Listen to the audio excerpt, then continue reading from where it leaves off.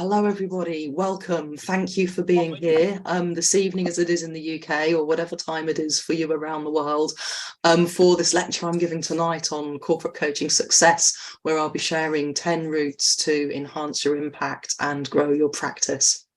So structure for this evening will be, I'll say a little bit about me so that you know who I am and why I'm giving this talk. And then I'd love to find out a little bit about you using a Zoom poll. So just to get a sense of your experience as a coach, the extent to which you engage in supervision and the frequency with which you do that. And I'm asking those questions because the research that I'm presenting tonight came from my own practice as a coaching supervisor, working with coaches who do their work in the corporate sector. So be great just to get that feeling for who you are and the kinds of work that you do. Then I'll take you through the research itself, which will include both the process that I went through and, of course, the outcomes and how I got from those outcomes to evolving the 10 routes to success. What I've done with those to try and make it really practical and useful for everybody is to look at some strength indicators and also some development need indicators for each of the routes. And as I'm talking through those, the invitation will be for you to self-assess so that you can get a sense of where you're already making really good progress and what you might want to think about for your own development. So I hope that'll be a really practical takeout from today's session. Depending on timing, hopefully we'll also have the opportunity to go into some breakout groups for you to discuss what the insights are that you've gained, and then come back from that with some discussion and leading into some case studies to do a little bit of a deeper dive, not on all 10 of the routes, but on some of the ones that came through as most prominent that coaches bring for supervision. And then share some possible next steps for you. So if there's something that you do want to take forward from this evening, how might you go about that? And what would be some resources if you want to do a bit of a deeper dig? Hopefully then time for some questions from the floor as well.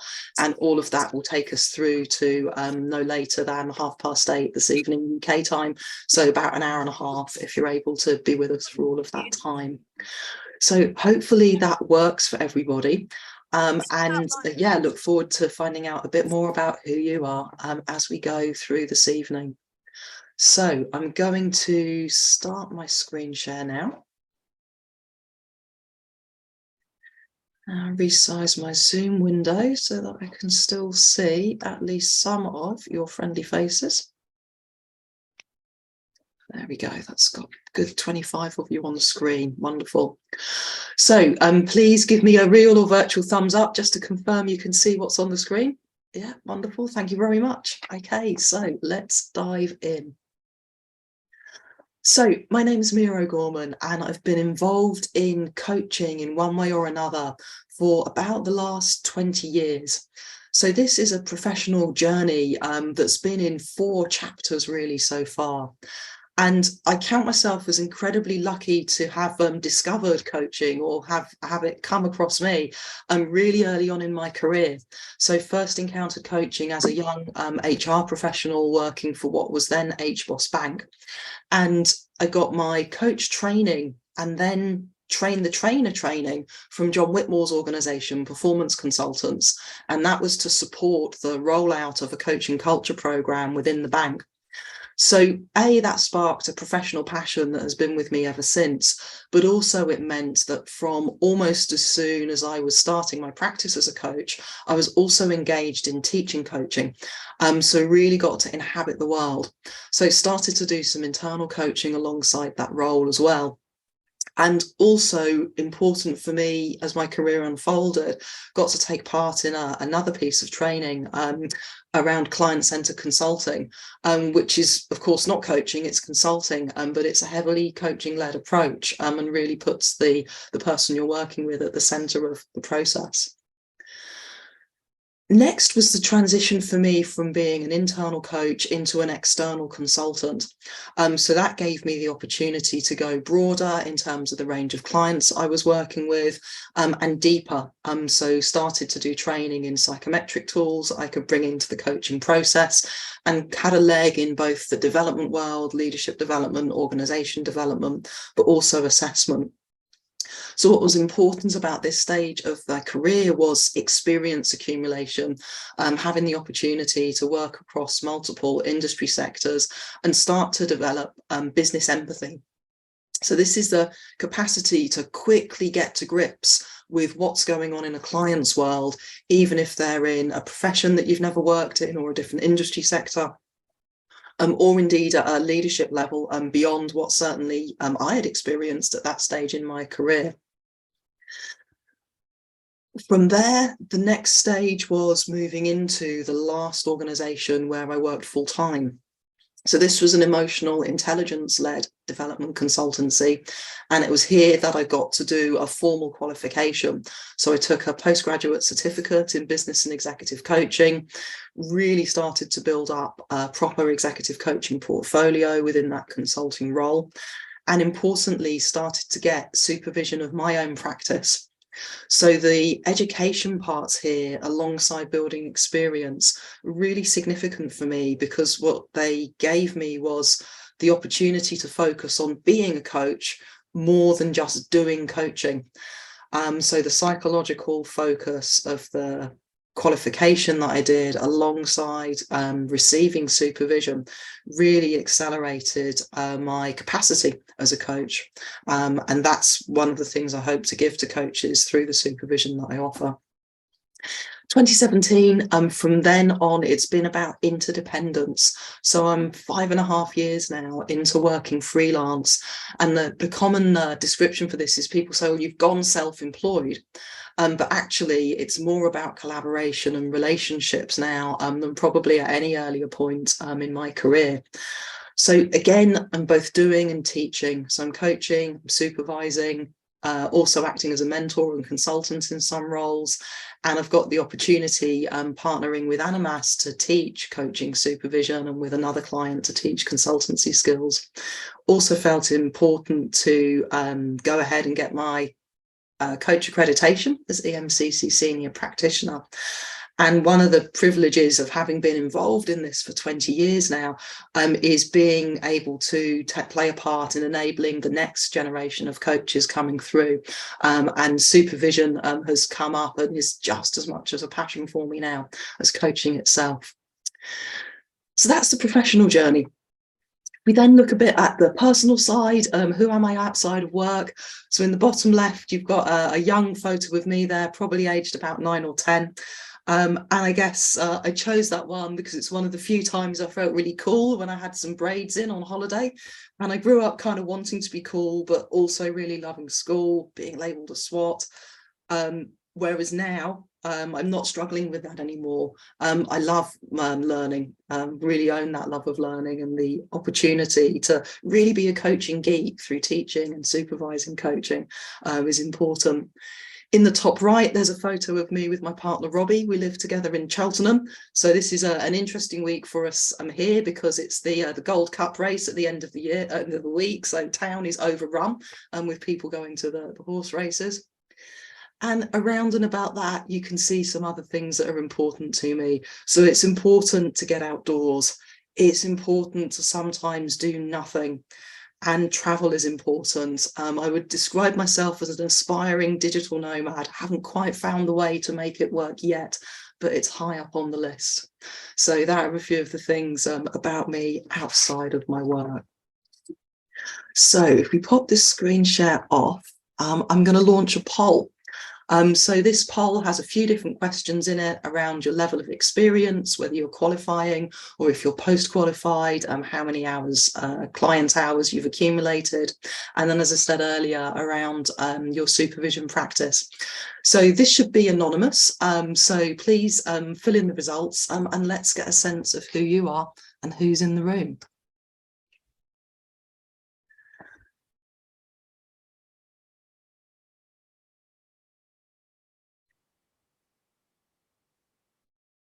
So you should be able to see that poll now.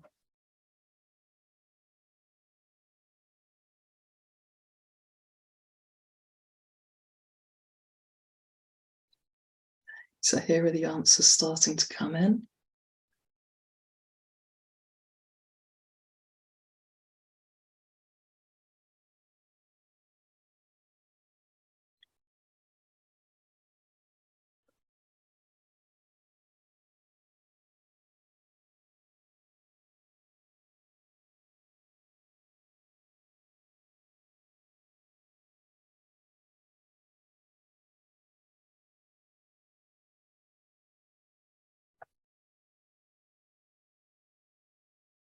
So nearly everyone completed now.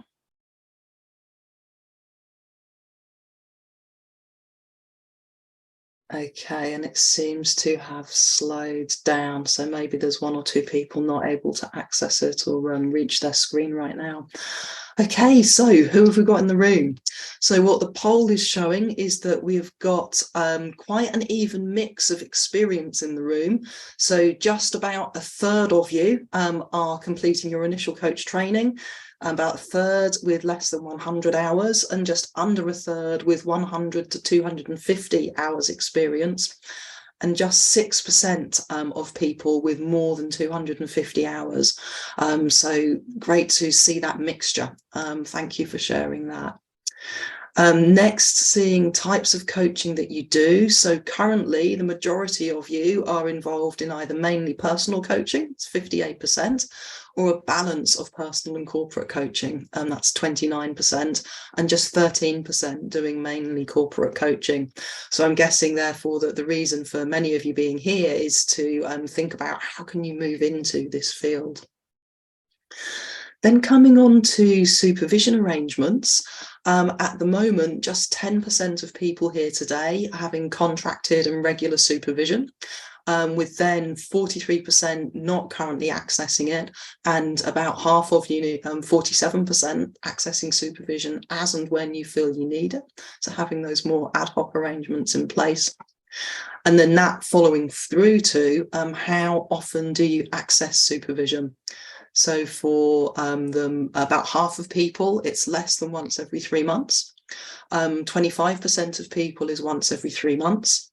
And then roughly about 12% each for every 2 months or monthly. So that access to supervision, I think, is pretty consistent with what you see in bigger surveys of the market as a whole. About 50% of coaches will access some sort of supervision on a reasonably regular basis. And the reason I checked in on that 3 monthly mark is because the EMCC, who I think are the coaching bodies, have one of the stronger positions on supervision, ask for all of their members to have supervision as a minimum on a quarterly basis, so once every 3 months. Other coaching bodies have different positions on it, and the ICF, I think, are evolving their approach really fast, but certainly it's a great thing to do for yourself and for your practice, and would advocate it for those reasons rather than anything that the coaching bodies say. But yeah, really interesting to see those results. Thank you everyone for taking part in that. So one of the reasons for asking some of those questions about supervision is because it's through supervision that I've been able to access the research, and you know, the privilege of doing that is to really see and hear what coaches grapple with in the corporate environment. So what I'm able to share with you tonight comes with a huge gratitude to the coaches that trust me to support them with those challenges, and also that share with me the joys of doing this work. So what I'm going to show you next is, let's put the screen share back on. There we go.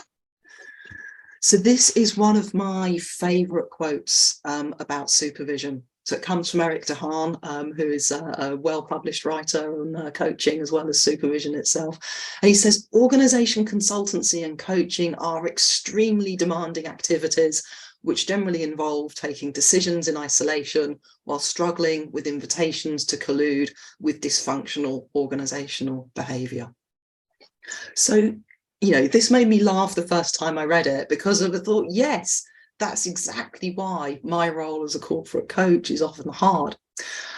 So there are challenges inherent in the work, not because anyone sets out intending to be dysfunctional or think, how can I get the upper hand on my colleagues today, or how can I make life really difficult for my coach? Of course, 99.9% of people don't go into their workplace thinking that.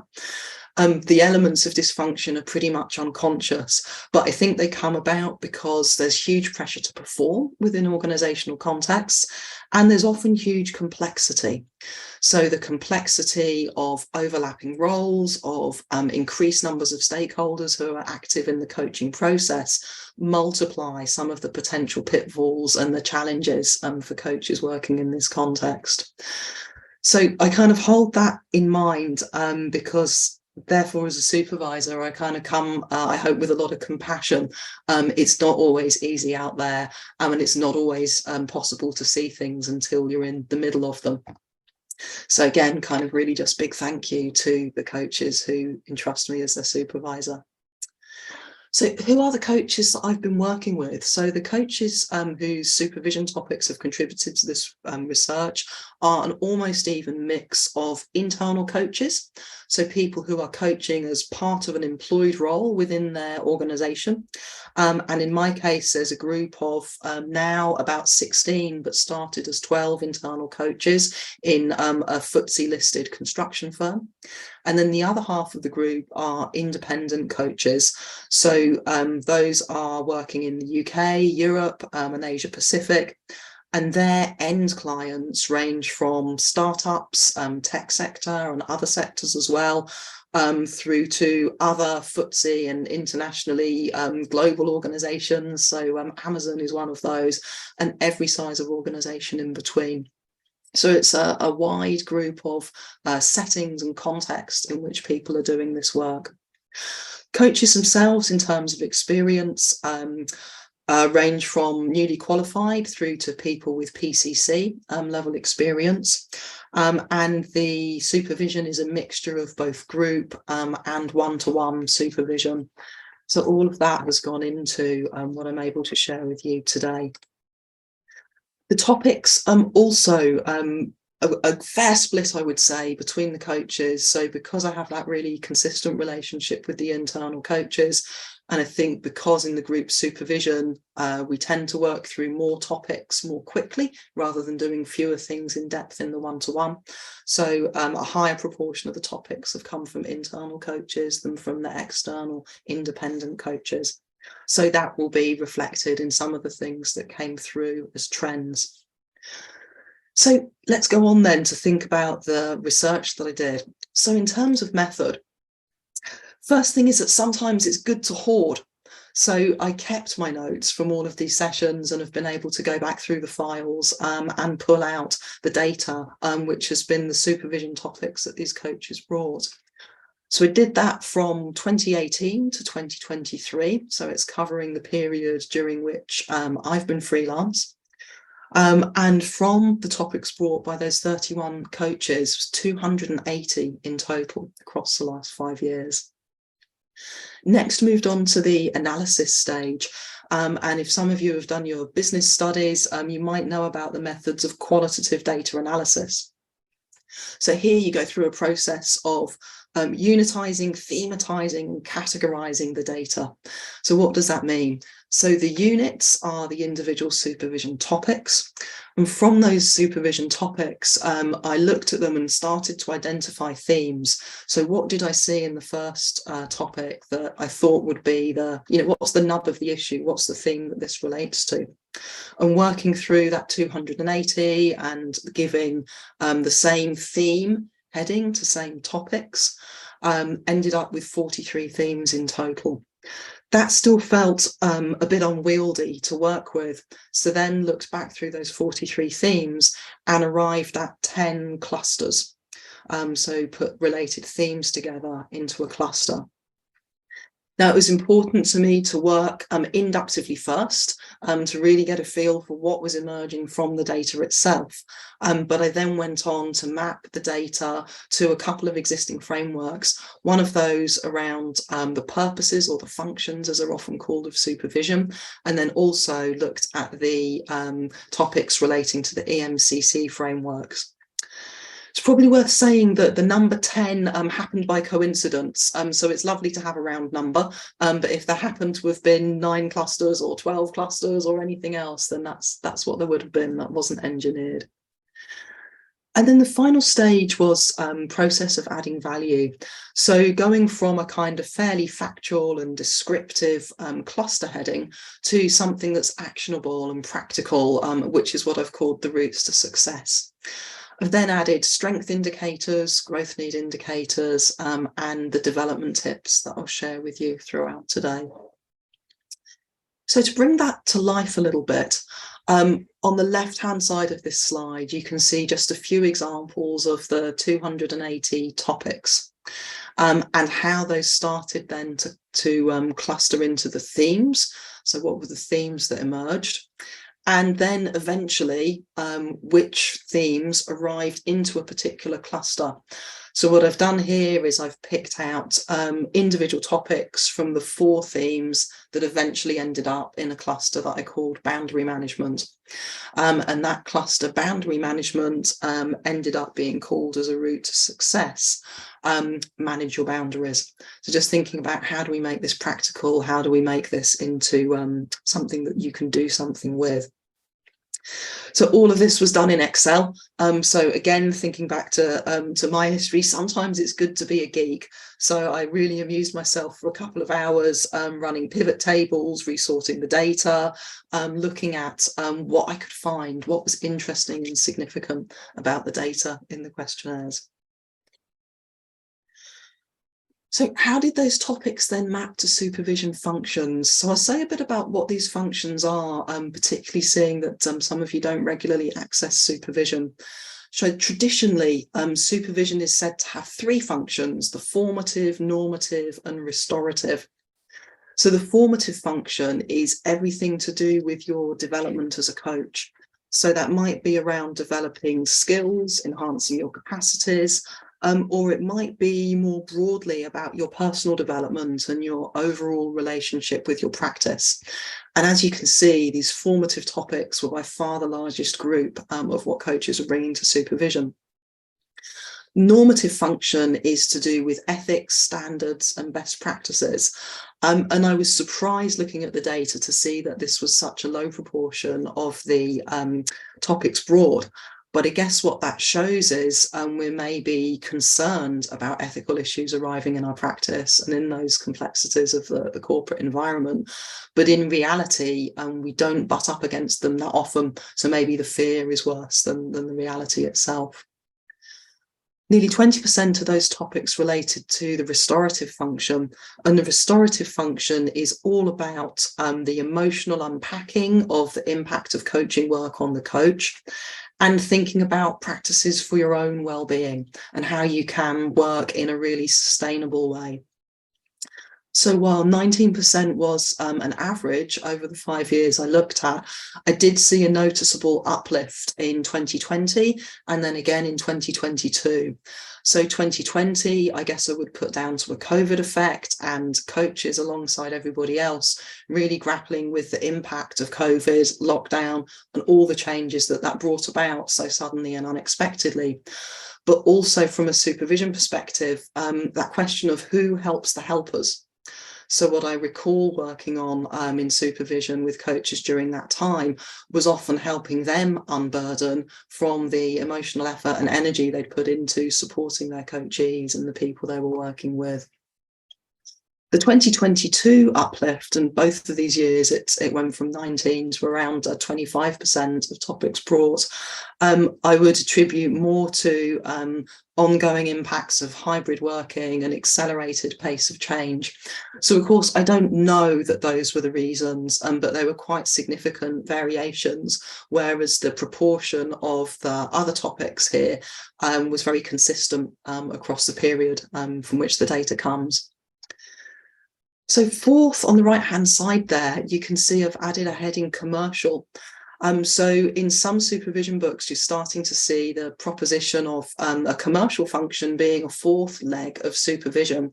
And certainly in the work that I do with independent coaches, this is something that's important for people to have an opportunity to talk about the development of their business. So whether it's things like proposals, pitching, finding the right kind of clients to work with, that's important as well. Often it crosses more into maybe a mentoring role than pure supervision, but certainly in my practice it's something that I welcome and want coaches to be able to discuss as part of that supervisory relationship. So that was the first of the existing frameworks that I mapped the data to, having looked at the inductive themes. Next thing I took a look at was the EMCC coaching competencies. And again, here you can see some really clear spikes and troughs. So one of the things you see in almost every book or article about supervision is how many supervision issues come back to contracting. And this was certainly the case here. So lots of issues come back to, do we understand what we're doing? Do we all have the same understanding of what we're doing? Have we made the implicit explicit enough so that we're aligned on our expectations? And the proportion of topics around managing the contract seem to really bear that out. The next thing that came through really strongly was the first competency of understanding self. And this, I think, bore out a big personal belief of mine, which is that our individual personal development is absolutely crucial as coaches to our professional development. So we can think about the inner work that we do, getting to know ourselves better, getting to know our triggers and defusing some of those is the work that enables us to create a larger and self-container for the challenges that our coachees are working with. So I was in a way reassured to see that people are grappling with this, because I think that's the platform for personal and professional development. We have to have the inner and the outer journey. And then the third area that was significant was around enabling insight and learning. So this is around, I think, the client's work when there is the need to raise awareness, the need to perhaps work with resistance, or when there seem to be repeating patterns in clients' behaviour, things that they might be doing unconsciously, and the struggle with getting to those breakthrough points. So often this can be a signpost back to our own inner work. So again, for me as a supervisor, not a surprise to see this coming through in the things that coaches grapple with. What was fascinating was two of the competencies from the EMCC's framework that didn't feature in this, and that was around outcome and action orientation and use of models and techniques. So these more kind of technical skill areas of coaching, or getting clients to do something once the insight or the learning had been achieved, didn't come through. So this again made me think about that emphasis people sometimes put on professional development, doing the next course, getting the next technique. It's probably not the thing that makes the most difference. Once people are up and running, they seem to have enough in their coaching kit bags, but it's those more fundamental aspects around awareness, contracting, and continuing to develop yourself that become most important. So here then is a headline of the clusters that evolved from all of those 280 topics and 43 themes, and the conversion of those into routes for success. So the next part then of the presentation today is to take you through those routes to success, and sharing some strength indicators, development indicators, and just a couple of examples of the kinds of supervision topic that ended up in that cluster. So as I said right at the very start, and some of you might not have heard this if you've joined us more recently, is I would love to invite you to do a self-assessment against each of these routes to success as I'm talking through. What I'd suggest is maybe take a 5-point approach, ranging from 1 being a clear development need, 2 what you might call a slight development need. So this would be something that you bump up against every now and then, but it's not a consistent area of worry or concern for you. And 3 being what you'd call good enough. So good enough would mean that this is something that you feel pretty comfortable with on the whole, for your level of experience and the hours that you've done and the context that you work with. But that doesn't mean you never trip across it. Then we come into the strength ratings. So 4 as an emerging strength, something that you'd see that you're pretty good at, would start to be able to maybe guide or advise others if you're having peer support conversations with other coaches. And 5 would be something you consider as an outstanding strength. So where would you really see yourself as a role model, really capable of teaching and guiding other people? So 5-point scale to be working through. So I'm just going to pause before we dive into the 10 routes to success, just for an opportunity for any questions or any reflections on what you've heard so far. So if I can ask you, because there's a lot of people here, to use your Zoom hand if there's anything you'd like to ask or reflect at this point, because then that should bring you to the top of my screen and I can invite you in.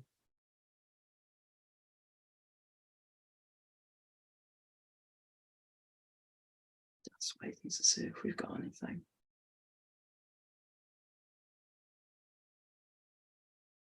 Okay, so looks like no questions so far. All right then, so let's dive into the 10 routes to success. So with these, the principle I would say if you're doing your self-assessments is it's progressing, not impressing. So I heard that a couple of weeks ago on one of the fitness videos that I do. So really this is for your development. So think about what's working well for you and anything that's working less well. And then also to hold an attitude of the 3 C's, so curiosity, courage, and compassion. Curiosity about what insights this might yield, courage to recognise where things maybe need some work, and compassion, because there's no judgment intended or implied in these indicators. Becoming a coach is a really long journey. Mine certainly has been. We all start somewhere, and I think even with the accumulation of greater experience, we all have blind spots and struggles and things that catch us out from time to time. So that's the spirit in which these are offered. The indicators are intended to be descriptive, to help you recognise where you are, but no judgment intended or implied. So first route to success then, learning from each experience. So this was the largest of the clusters with 79 topics going into it. And the themes here are around being able to adapt your coaching style, being able to create shifts in the room, being able to maintain your focus and presence. So here you'll be scoring high if you adapt your style easily and confidently. You find it straightforward to stay present and rarely feel stuck. But if you notice you've got a clear comfort zone that you prefer to stay in, or you often feel more anxious or unsure when unexpected or difficult topics arrive or strong emotions are surfaced, then this might be a development area for you at the moment. So an example topic from this first cluster, this route to success, how to work with strong or demanding coachee who's previously been my client in a different business context. So that was one of the original 79 topics that ended up in this route to success. So just pause for a moment to let you make that rating, 1 to 5. Where would you say you are from a clear development need to an outstanding strength? Next route then is to nurture each relationship. So here we've got themes around engagement, the coaching relationship that you build. And this comes back to the importance of coaching as a relational practice. So I'm sure many of you will have heard the phrase, who you are is how you coach. And I think amid the pressure to be transactional sometimes in organisational life, whether that's through limited time or through back-to-back Zoom meetings and just that habit of getting straight down to business, I've noticed more, particularly in the last probably year, that I've often had to slow my coachees down, really make time and take time to pay attention to how they're arriving into the virtual room, spend some time checking in. And of course, it's important to make sure you get yourself grounded as well. So doing those things will be an indicator of strength, and also having conversations with your coachees about the coaching relationship as it evolves. So how are we getting on? What's going on between us? And being explicit about that, making that part of the conversation.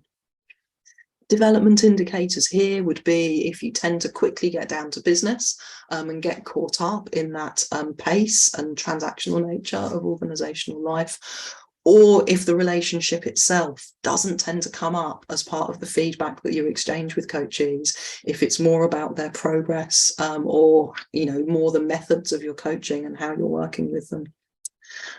An example of the topic that went into this route to success was, how can I work with someone who's going through the motions in their coaching, which makes me inclined to put less effort into. So you can see with that topic, clearly something going on in the relationship. It's transmitting from coachee into the coach.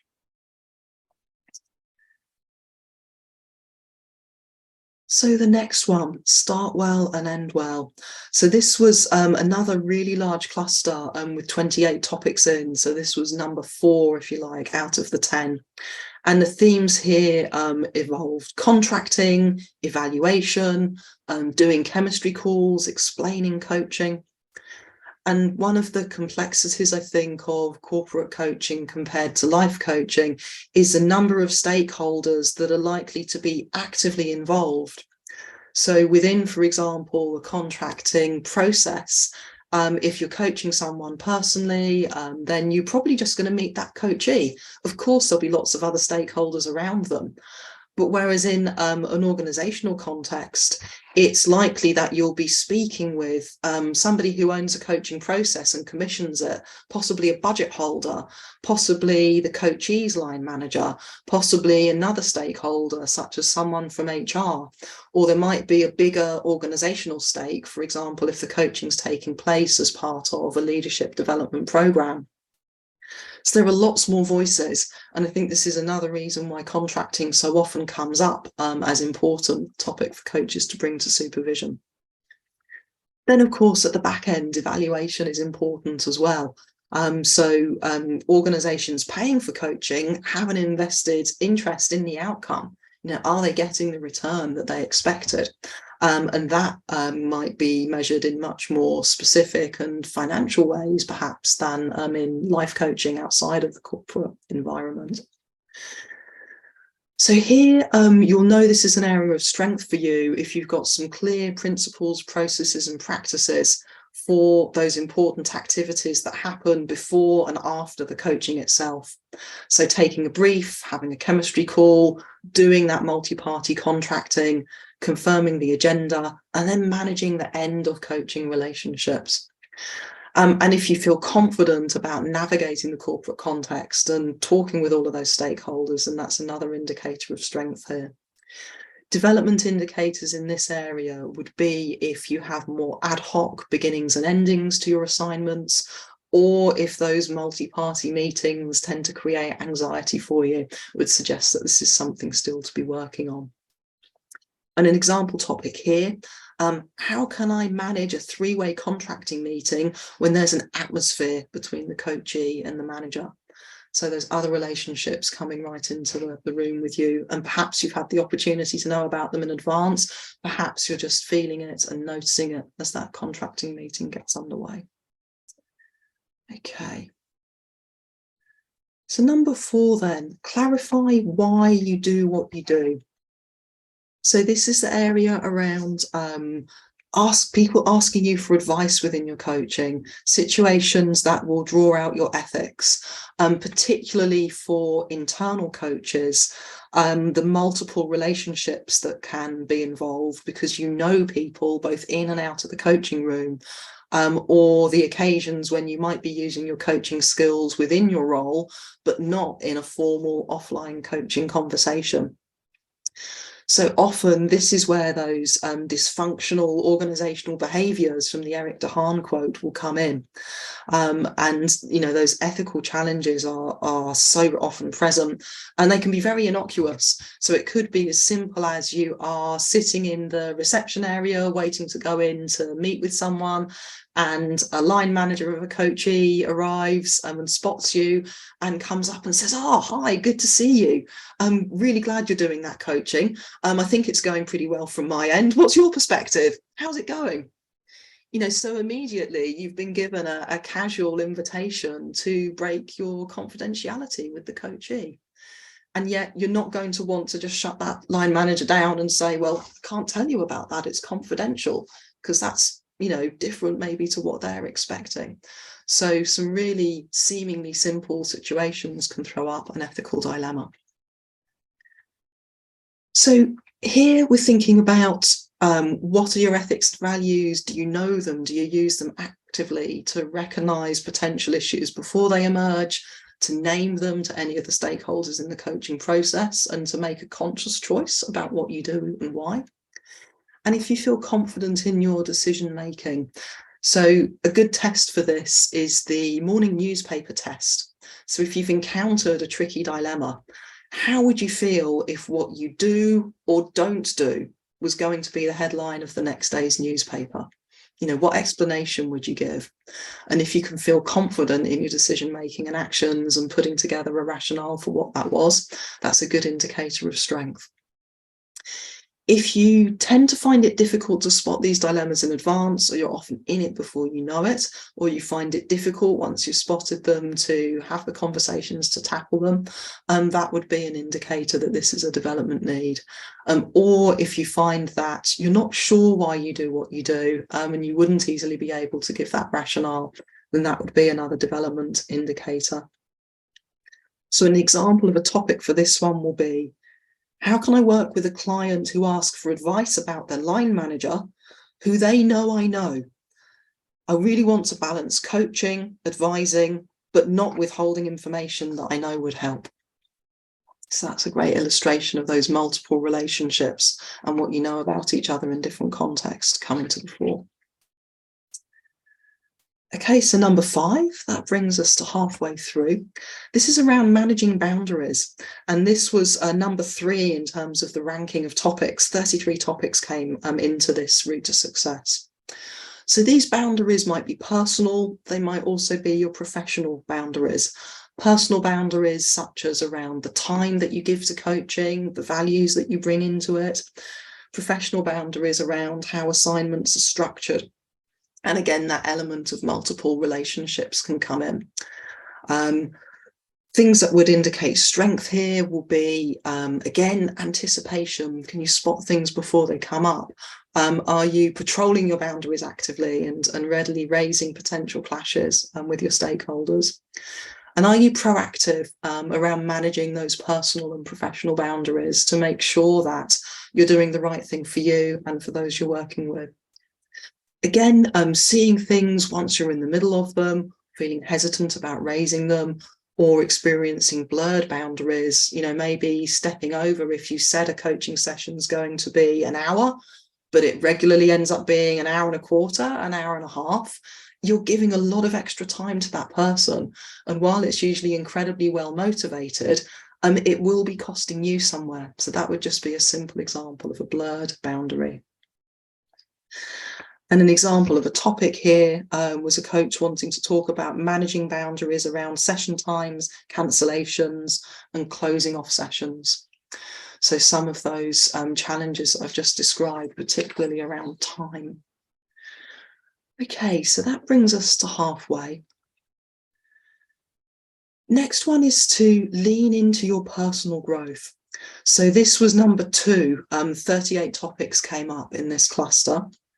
And the themes here are around your well-being as a coach, self-doubt, self-acceptance. And this is really coming back to the inner journey that I mentioned, the importance of understanding yourself, which is competency number 1 in the EMCC's framework. So things here that will be good indicators of strength are having that regular scheduled supervision, and also doing work with a supervisor who is able to explore with you your own psychological processes and your development as a coach, because it's that aspect of supervision that helps you create that bigger container, recognizing what topics are coming up that are challenging or triggering even for you, and what's going on, you know, in your own head or throughout your mind-body system that makes those things challenging. Then is around your active self-development. So this is around activities such as meditation, perhaps going on retreats, having your own coaching or therapy, so that you are getting that continued personal growth. If you're not yet fully engaging in supervision, or you only get supervision when you have a problem, or you're relying on maybe more informal peer support discussions with other coaches you know, then I would imagine you're not getting the personal growth that you could in terms of your coaching practice.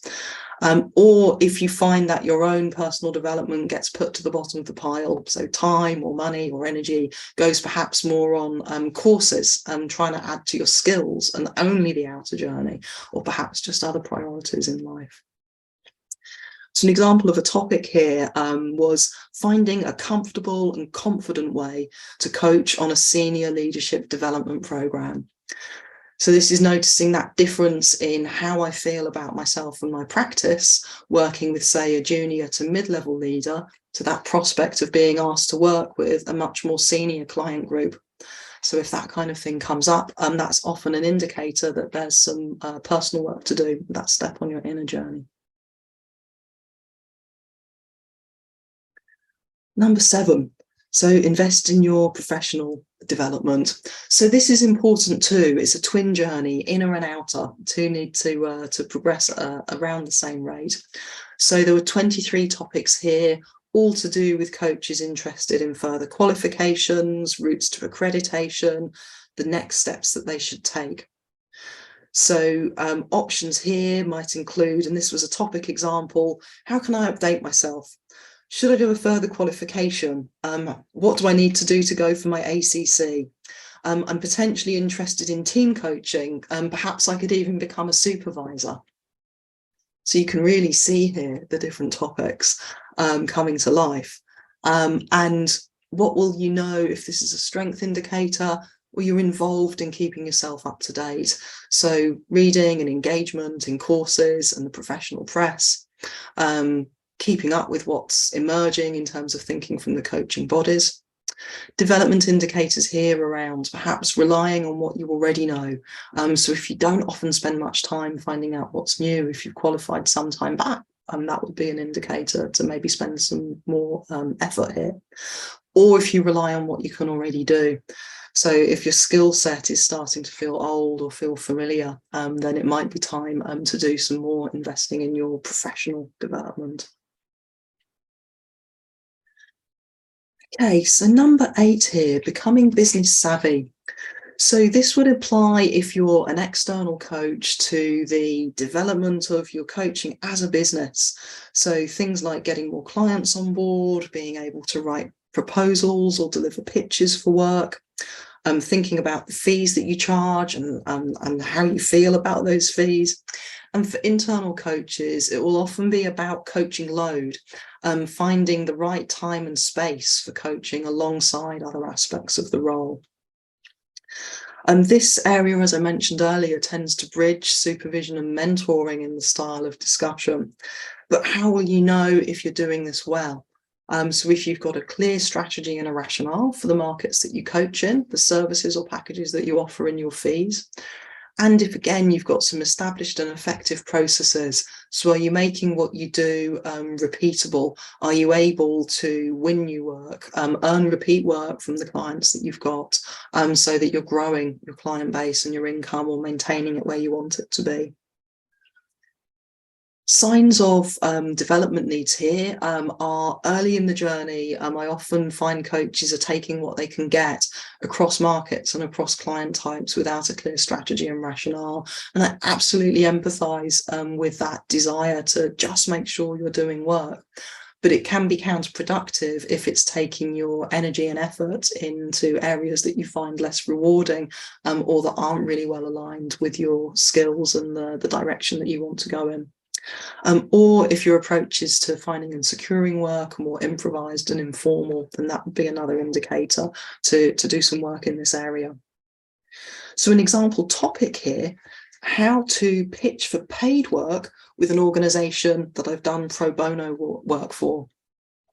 So real challenge for a coach there between having done some unpaid work in order to gain the experience and build their skills, but now having demonstrated value, wanting to transition into getting paid for the work that we're doing. Last few. So topic number 9, route to success number 9, was know when it's their stuff. So this one was the smallest cluster. There are just 4 topics here. And although it's small in number, this felt like still a significant one because it's one that can tend to create a lot of confusion and really cause coaches to question themselves if you come across this unexpectedly. So themes here were around the coachability of the client, so things like their motivation, or when clients maybe have been sent for coaching but feel they haven't got much choice in the matter, or when maybe there are real performance issues and coaching is being put forward where perhaps a more formal performance management route from the line manager would be appropriate. So although this doesn't come up often, it can be quite a minefield and feel very challenging when it does come up. So strengths here would be recognising that coaching isn't always the answer, and that you've got well-tuned antennae, that you speak up as soon as you get an inkling that there's something around the motivation or the situation of the coachee that suggests that coaching might not be the right intervention this time. And also if you're able to separate your actions from the outcomes. So again, it's not that this happens often, but if coachees don't achieve what they wanted to, or if the coaching seems to fail in some way, making sure that that doesn't become a personal disaster for you or something that you're blaming it for. Development need indicators here are working on hope rather than getting to clarity. So if really wanting to help, really wanting to get the work perhaps is leading you to take on work where you've had that sensation that coaching maybe isn't the best fit, that would be a development need indicator here. Or if you find that you take on the burden of blame if it doesn't work somehow, or if coaches don't succeed. So an example topic here, how to manage someone who's asking for coaching, but it doesn't seem like the right intervention. So really wanting to raise that and have that conversation before the work starts. Final route to success then is to work in new contexts. So again, this was a fairly small proportion of what the corporate coaches I've worked with in the last 5 years brought to supervision. But it's one that comes up because people will want you to do other things, or maybe even assume you can do other things because you're in the space as a coach. Or these might be areas that you want to move into. So things like facilitating groups, things like training other coaches. These are really closely related adjacent skills, but yet they are distinct from the skills that go into being a coach. Here, if you recognise that you can use your coaching skills in multiple roles, so if you are maybe a manager of others, a mentor, you can use coaching skills in a business owner or a consulting or a training setting, that's an indicator of strength. And if you use those coaching skills in different places, such as facilitating, teaching, maybe you've got a role in a community group. It would be an indication of development need here if you still consciously step into coaching mode. So you really feel yourself putting on your coaching skills when you know there's a planned coaching conversation coming up, or if you find those skills tend to stay in the room and you're maybe feeling less confident so far using them elsewhere. And an example of a topic that came up here was how to train people in coaching skills in order for them to be menopause buddies in a pilot scheme. So thinking about sharing skills with others in order to do something ultimately quite different. Okay. So I've moved through those fairly quickly, and that's one of the reasons I've put the full text of what I've said on the slides, so that if you want to go back to these, you'll be able to rewatch on the recording, and I'll get the slides uploaded to the lecture site as well, so that you're able to print these down. So hopefully you've had enough of an opportunity today to do that self-assessment. And what I'd like to do next is move us into some breakout groups. So you've got an opportunity to discuss your insights and what you might like to work on going forward.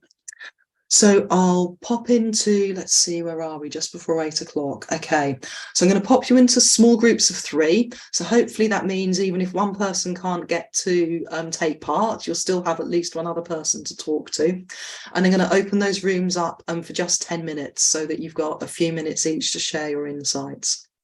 So things you might like to share, you might want to share your top strength or your most important development area. You might think about in your groups, how is this helpful for you as a framework? What would it be valuable to work on going forward? So let's have some breakout rooms. There we go. So, and let me do that. There we go. Okay, so I'm going to create, there we go. That should give us 3 participants per room. Let's check the settings. There we go. Make sure that is on for 10 minutes. Okay, and when we come back, we'll have the opportunity for sharing some of your insights, asking any questions that have been prompted by what you've heard. So I'm going to open those rooms for 10 minutes now. Enjoy those discussions.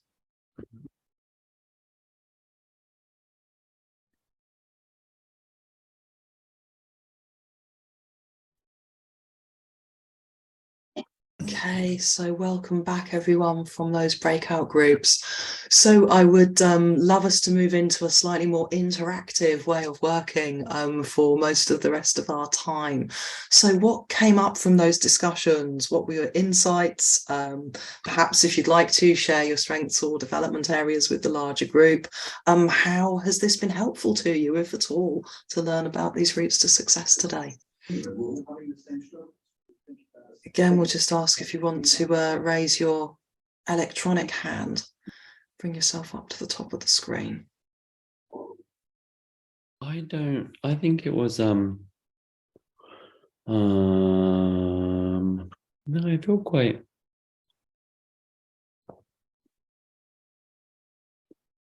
So I heard one voice there. I'm not sure if that was intentional or not. So what would you like to share? What would you like to ask? Sean, you've got your hand raised. Yeah, I've got my hand up. Thank you. Come on in. That's all right. Let's get things moving a bit. So I thought that was really interesting, actually, Mia. The self-reflection and the criteria you used, I think that's a really good challenge, and I'm looking forward to getting those slides again and really thinking about it, because I think there's a bit about being really honest about where you are. So what you've helped me reset slightly as well is my thoughts around supervision. And so I have this mindset that until I've got a problem, I don't really need to go to supervision.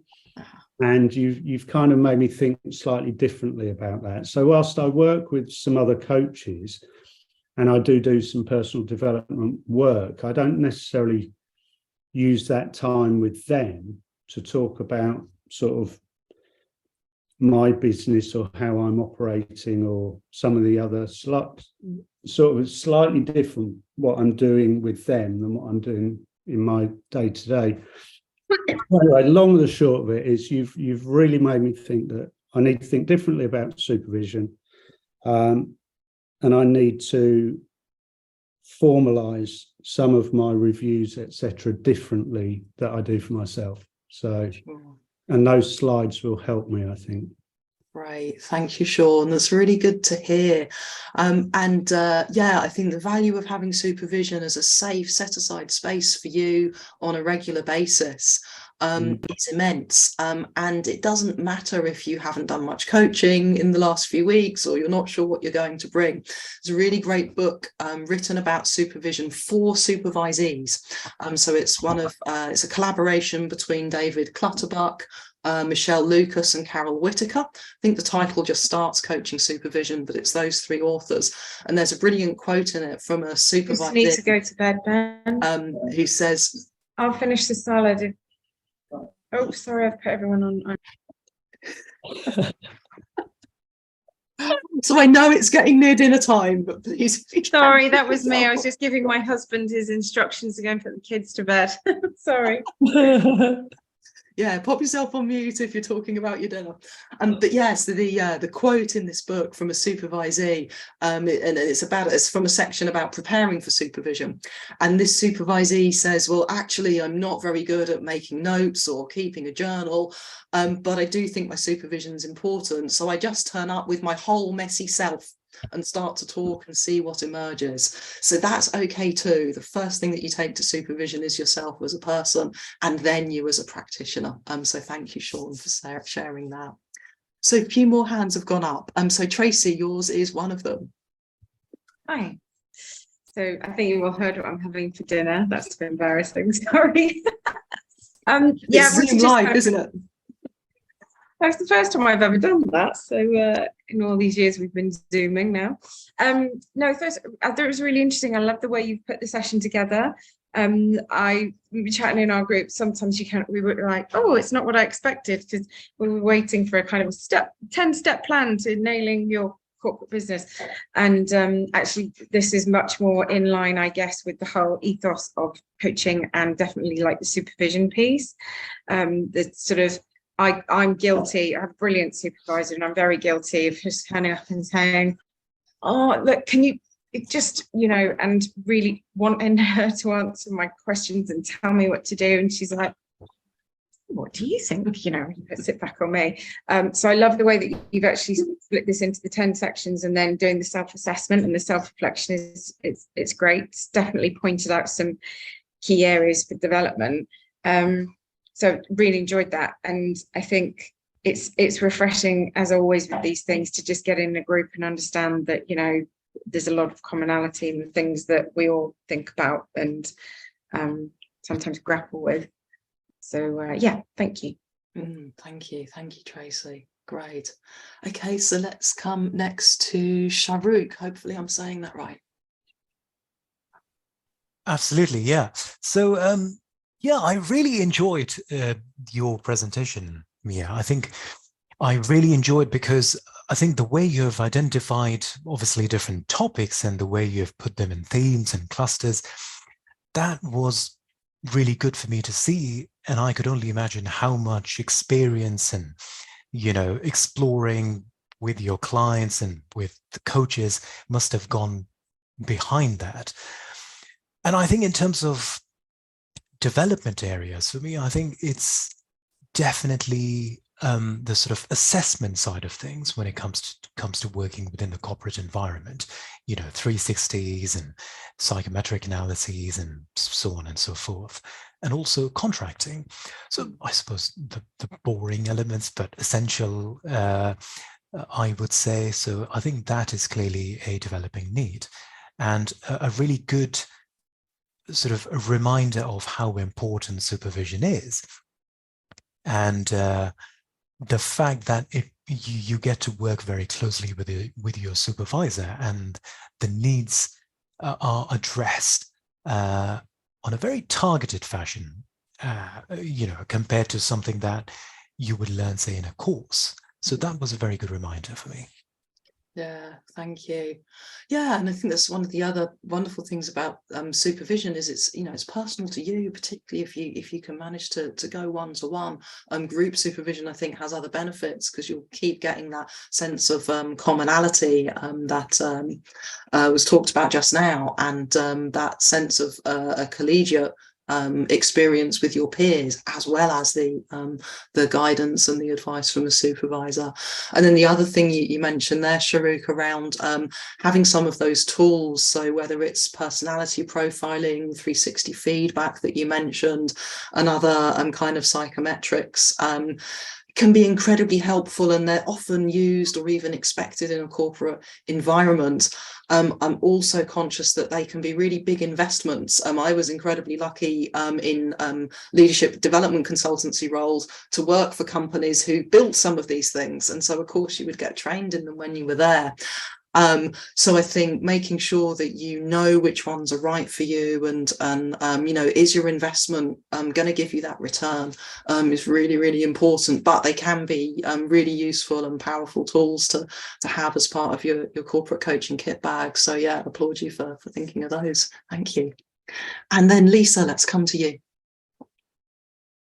Hi, Amir.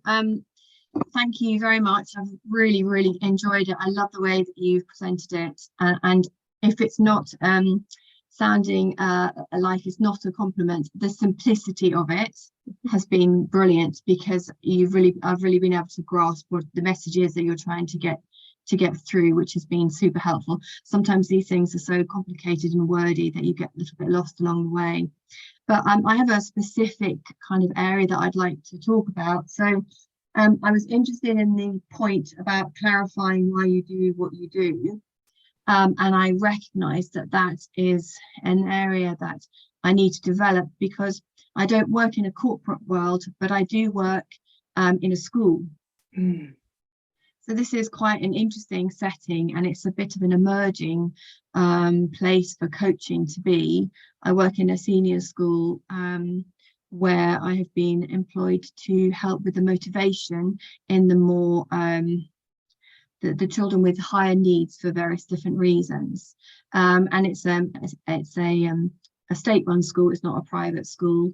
So which having worked in a private schools as a school nurse previously, I know that sometimes the lines could be quite blurred there with the needs of the children and the needs of the parents. Mm-hmm. Whereas in the state school setting, it is very much about the needs of the children. So I guess just trying to think what my actual question is, but I would be interested to know how I can develop those kind of understanding of where I am with regards to my boundaries. You know, the example you gave of kind of suddenly finding yourself caught up with someone going, oh, hello, how's it going? How's the coaching of X? And then before you know it, you are talking about X. A lot of these children are under the age of 16, but some of them are just on that cusp of 16, where obviously things start to shift with confidentiality. But equally, I'm also aware that some of the things they bring to the session are also things that is useful for the school to know when with regards to managing their lessons. Obviously, there's a lot of safeguarding involved in schools as well. So that becomes more complicated as well. Obviously, I've done a lot of training around safeguarding as a school nurse, so I'm quite safe with that. But it is an interesting area, and I just wanted to know what your thoughts were on it. Sure, thank you, Lisa. So I think clearly that setting you're in as if I call it an organisational rather than a corporate setting, probably better for a school. But you've got all of the complexity there, the multiple stakeholders, the organisation itself, the parents who are a kind of customer of the organisation, obviously the children or young people who are there and who are your focus. With those additional layers of perhaps having some obligations to take action on certain topics. So you really have got that multiplicity of stakeholders.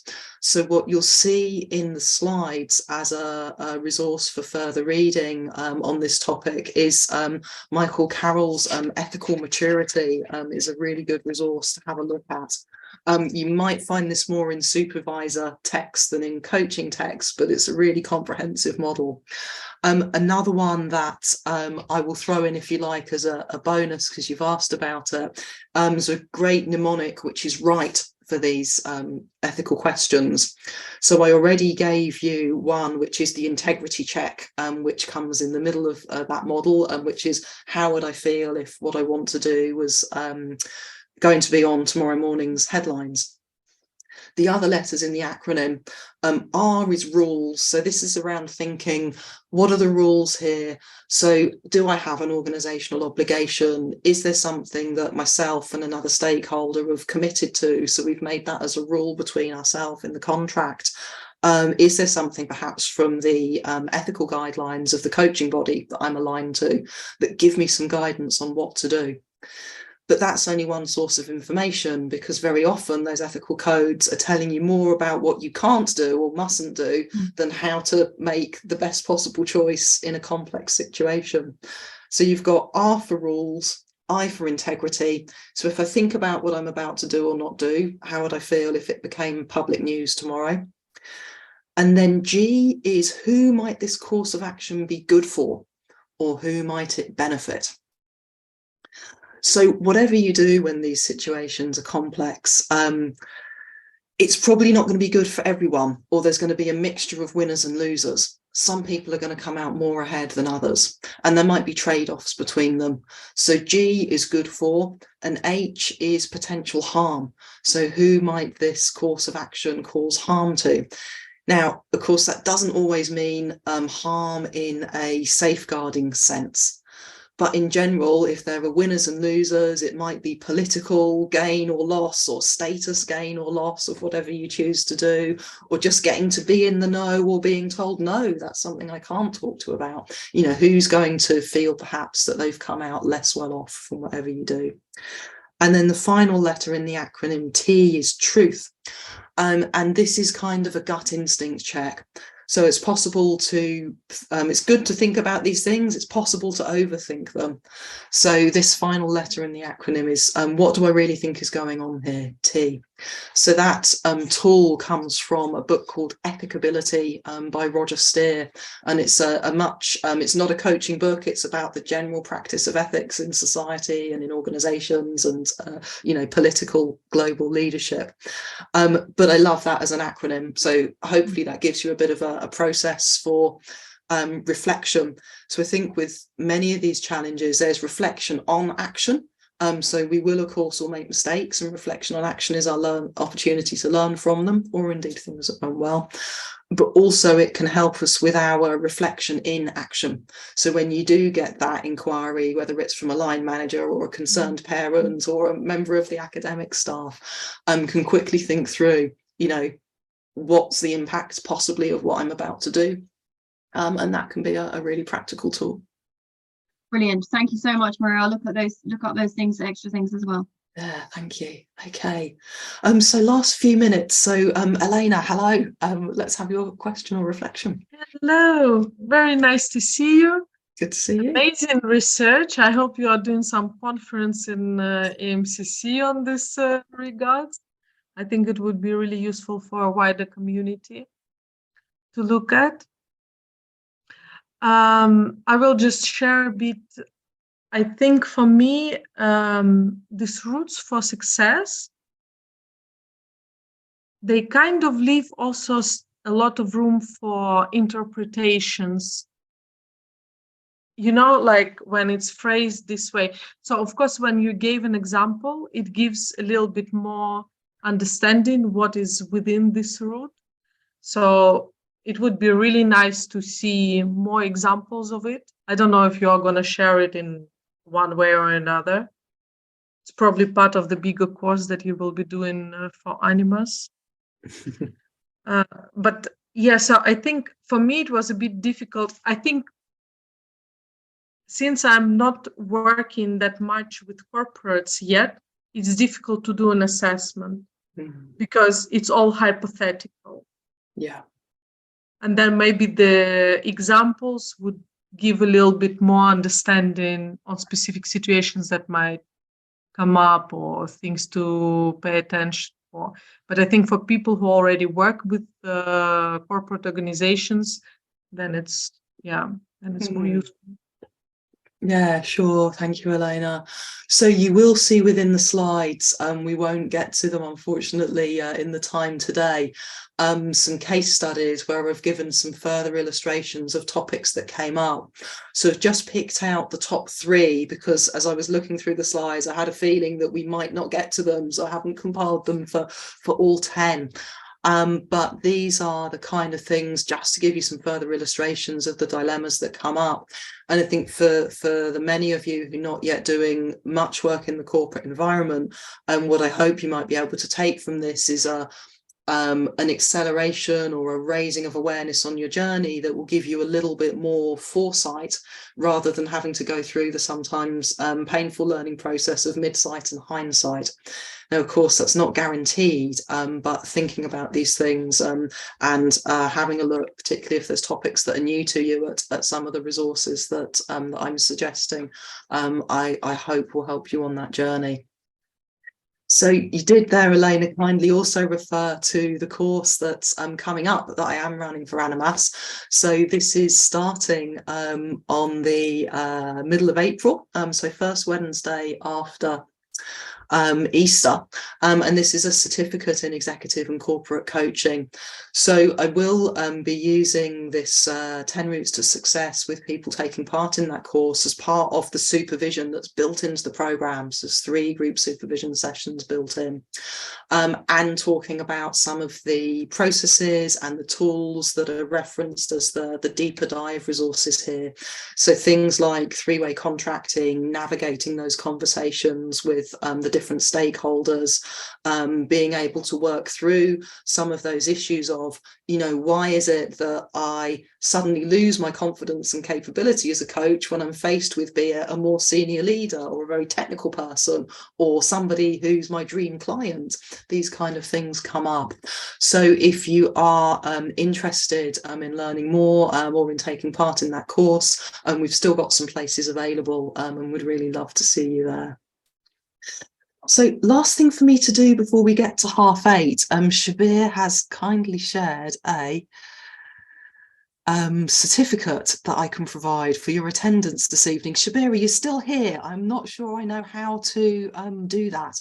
Saw it pop up in my chat feed, but I don't know what I actually need to do.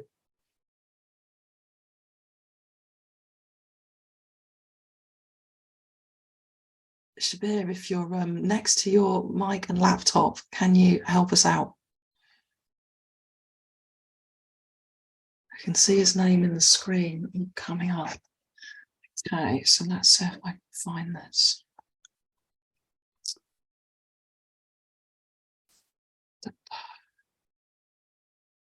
I think there's a link in the chat. Shabir has just posted just now. That is great. Thank you. I've found that. It had gone so far back up as people were going, I couldn't share it. Okay, so here we go. So here is the link to get your certificate of attendance for this evening. Thank you all for coming. Thank you all for staying to the end. Really have appreciated your attention and your conversation in this last part of the session. So I've just seen 1 or 2 people have said, do I have a few minutes at the end? I'm happy to stay on, but we've hit 8:30 now, so I'll say good night or good day to everybody who doesn't want to stay on for the, is it an after party? I'm not sure, but for a smaller conversation. Thank you so much, and I'll post those slides alongside the recording really soon. Thank you, everyone. Bye-bye. Thanks, man. Thank you.